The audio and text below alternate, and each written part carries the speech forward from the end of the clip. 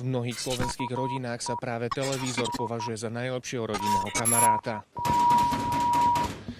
Pravda iba dovtedy, kým verne slúži. 30. decembra 2005 televízor Fovcov skončil na dvore. Cez zatvorené okno ho vyhodil Ján, po tom, čo mu rodina nedovolila pozerať Levieho kráľa. Praskli mu nervy, chytil televízor a vyhodil ho von oknom.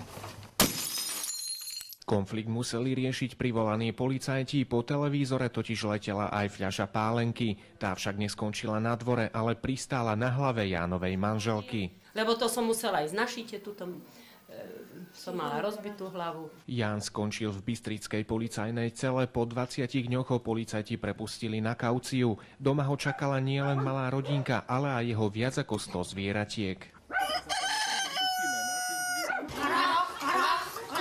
No a takto ich zatvorím medzi svine a tam sa zabávajú aj za 20 minút.